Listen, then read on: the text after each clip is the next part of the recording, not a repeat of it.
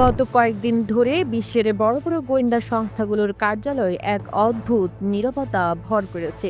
এই নীরবতা স্বাভাবিক নয়, বরং মনে হচ্ছে কোনো বিশাল ঝড় আসার আগে প্রকৃতি যেমন স্তব্ধ হয়ে যায়, ঠিক তেমনই অবস্থা এখন।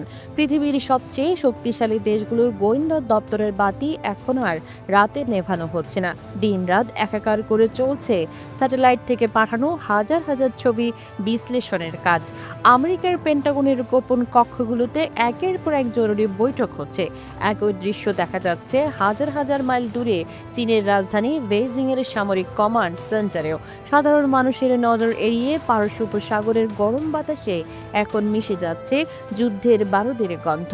প্রকাশ্যে কেউ হয়তো কিছু বলছে না, কিন্তু যারা বিশ্ব রাজনীতির খোঁজ খবর রাখেন তারা বুঝতে পারছেন যে পৃথিবী এখন এক ভয়ঙ্কর বিপদের মুখে দাঁড়িয়ে আছে। আজ রাতে অথবা আগামী কয়েকদিনের মধ্যে যে কোনো সময় সেই বড় ঘটনাটি ঘটে যেতে পারে, যার জন্য সবাই শ্বাস বন্ধ করে অপেক্ষা করছে।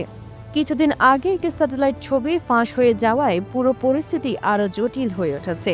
এই ছবিটি দেখে বিশ্বের অভিজ্ঞ সামরিক বিশেষজ্ঞরাও চমকে উঠেছেন। ছবিতে স্পষ্ট দেখা যাচ্ছে যে আমেরিকান নৌবাহিনীর সবচেয়ে শক্তিশালী একটি এয়ারক্রাফট ক্যারিয়ার ইরানের সমুদ্র উপকূলের একেবারে কাছে এসে থেমে আছে। জাহাজটি এতটাই কাছে এসেছে যে স্থানীয় জেলেরা বলছেন ইরানের মাটি থেকে খালি চোখেই সমুদ্রের বুকে পাহাড়ের মতো দাঁড়িয়ে থাকা এই যুদ্ধ জাহাজটি দেখা যাচ্ছে। স্বাভাবিকভাবেই মানুষের মনে প্রশ্ন জাগছে, আমেরিকা কেন তাদের এই বিশাল রণতরী নিয়ে ইরানের এত কাছে চলে এলো? এটা কি শুধুই শক্তি দেখানোর চেষ্টা, নাকি এর পেছনে কোনো বড় সামরিক হামলার পরিকল্পনা লুকিয়ে আছে?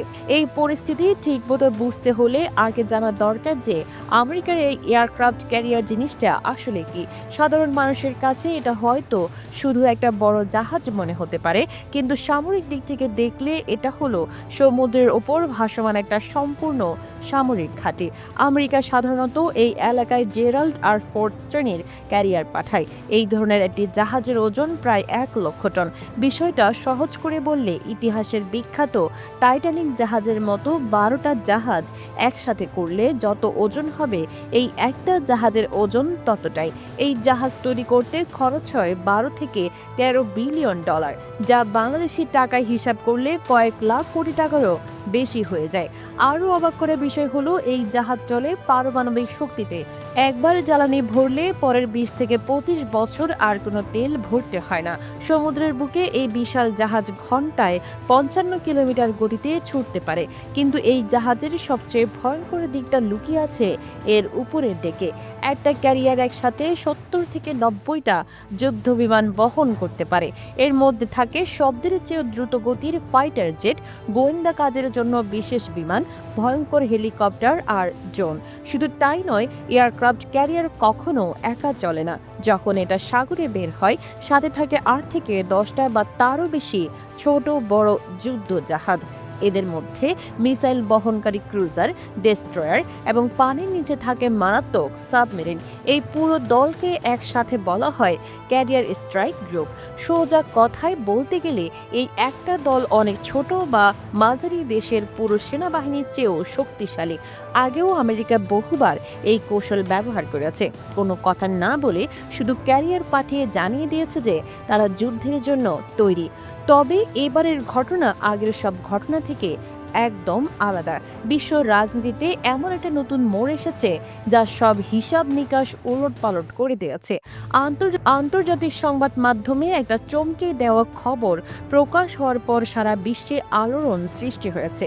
খবরটা হলো, আমেরিকার দেখাদেখি এবার চীনের একটা এয়ারক্রাফট ক্যারিয়ারও নাকি ইরানের দিকে রওনা হয়েছে। এই খবর যদি সত্যি হয়, তাহলে পারস্য উপসাগরের অবস্থা এমন জায়গায় পৌঁছে যাবে যা আধুনিক যুগে পৃথিবী আগে কখনো দেখেনি। চীন থেকে রওনা হওয়া এই বিশাল নৌবহরের বিষয়টা প্রথমে ধরা পড়ে দক্ষিণ চীন সাগরে টহল দেওয়া জাপানের একটা যুদ্ধ জাহাজের রাডারে। পরে স্যাটেলাইট ছবিতে নিশ্চিত হওয়া গেছে যে চীনের এয়ারক্রাফট ক্যারিয়ার শানডং চীন দিকে যাত্রা শুরু করেছে।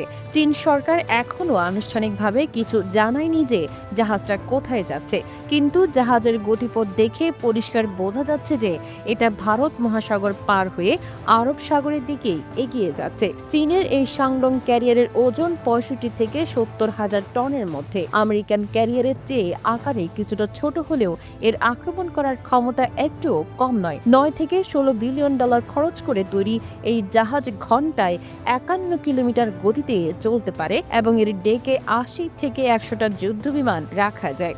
এর মধ্যে চীনের নিজেদের তৈরি যে 15 ফাইটার জেট, রাডার বিমান, এমনকি বোমারু বিমানও আছে। সবচেয়ে ভয়ের কথা হলো চীনের এই জাহাজও একা আসছে না। পানির নিচে এটাকে পাহারা দিচ্ছে চীনের পারমাণবিক সাবমেরিন, যেটা অদৃশ্য থেকে শত্রুর উপর হামলা চালাতে পারে। চীনের এয়ারক্রাফট ক্যারিয়ার যদি সত্যি ইরানের পানিতে ঢুকে পড়ে, তাহলে যুদ্ধের পুরো চিত্রটাই বদলে যাবে।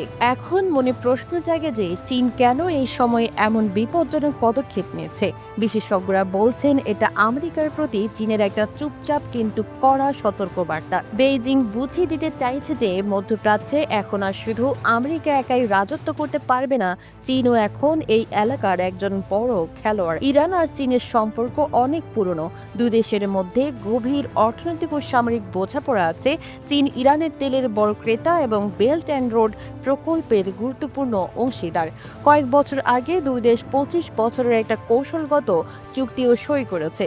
সেই হিসেবে বিপদের সময় বন্ধুর পাশে দাঁড়ানো চীনের জন্য অস্বাভাবিক কিছু নয়। কিন্তু সবচেয়ে বড় প্রশ্ন হলো শেষ পর্যন্ত কি ঘটে যাচ্ছে। পৃথিবীর দুই সবচেয়ে শক্তিশালী দেশের এয়ারক্রাফট ক্যারিয়ার কি সত্যি একে অপরের মুখোমুখি হবে? সামরিক বিশেষজ্ঞদের ধারণা, আমেরিকা হয়তো চীনের ক্যারিয়ার পৌঁছানোর আগেই কৌশলগত কারণে তাদের জাহাজ কিছুটা দূরে সরিয়ে নেবে।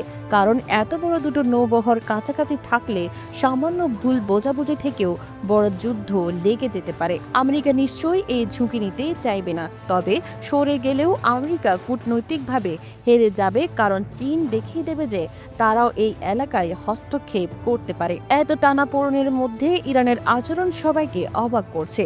বাইরে থেকে দেখলে মনে হবে ইরানে কিছুই হয়নি।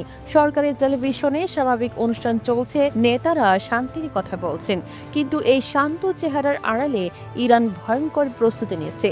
বিশ্লেষকরা বলছেন ইরান জানে যে সামনাসামনি যুদ্ধে আমেরিকার সাথে তারা পারবে না, তাই তারা অন্য পথ বেছে নিয়েছে। তাদের আসল শক্তি হলো হাজার হাজার মিসাইল, যেগুলো মাটির নিচে গোপন জায়গায় লুকিয়ে রাখা আছে। আমেরিকার ক্যারিয়ার যত শক্তিশালী হোক, ইরানের উপকূলের কাছে এলে সেটা মিসাইলের সহজ টার্গেটে পরিণত হবে। এছাড়া ইরানের কাছে অনেক ছোট ছোট দ্রুত গতির নৌকা আর ড্রোন রয়েছে। এই মৌমাছির ঝাঁকের মতো আক্রমণ ঠেকানো বড় জাহাজের পক্ষেও কঠিন। এই সমস্ত ঘটনার পেছনে আরেকটা বড় শক্তি আড়াল থেকে কাজ করছে, সেটা হলো রাশিয়া। তারা প্রকাশ্যে কোনো যুদ্ধজাহাজ পাঠায়নি ঠিকই, কিন্তু ধারণা করা হচ্ছে রাশিয়া গোপনে ইরানকে সব ধরনের সাহায্য দিচ্ছে। ড্রোন প্রযুক্তি আদান প্রদান, অস্ত্র সরবরাহ, স্যাটেলাইট ছবি দিয়ে আমেরিকার জাহাজের অবস্থান জানিয়ে দেওয়া অথবা কূটনৈতিক সমর্থন সবই হতে পারে রাশিয়ার গোপন চাল। সবচেয়ে বড় চিন্তার জায়গা হলো হরমুজ প্রণালী। পৃথিবীর তেল ব্যবসার প্রাণকেন্দ্র এই সরু জলপথ। এখানে যুদ্ধ লাগলে তেলের দাম আকাশে উঠবে, যার ধাক্কা লাগবে পুরো পৃথিবীর অর্থনীতিতে। আন্তর্জাতিক জাহাজ কোম্পানিগুলো এখনোই তাদের জাহাজে বিপদ সংকেত দিয়েছে এবং বীমা কোম্পানিগুলো টাকা বাড়িয়ে দিয়েছে। পরিস্থিতি যেদিকে যাচ্ছে তা মোটেও ভালো লক্ষণ নয়। এখন পর্যন্ত কোনো গুলি ছোড়া হয়নি, কিন্তু দুই পক্ষই দাওয়ার চক সাজানোর মতো চাল চালছে। এই স্নায়ুযুদ্ধ কতদিন চলবে কেউ জানে না। আগামী কয়েকটা দিন অত্যন্ত গুরুত্বপূর্ণ। চীনের ক্যারিয়ার কোথায় গিয়ে থামে, আমেরিকা কি সিদ্ধান্ত নেয় এবং ইরান কোনো বোকামি করে বসে কিনা, তার উপর নির্ভর করছে পৃথিবীর ভবিষ্যৎ। বিশ্ব এখন দম বন্ধ করে অপেক্ষা করছে, কারণ পারস্য উপসাগরে যা ঘটছে তার প্রভাব শুধু সেই এলাকাতেই থাকবে না। যুদ্ধ শুরু হলে বাংলাদেশেও এর ধাক্কা লাগবে। তেলের দাম বাড়লে জিনিসপত্রের দাম বাড়বে, অর্থনীতিতে সমস্যা দেখা দেবে।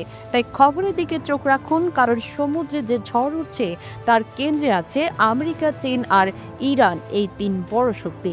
আর বারুদের স্তূপের ওপর বসে থাকা এই সাগর যে কোনো মুহূর্তে জ্বলে উঠতে পারে আগুনের শিখায়।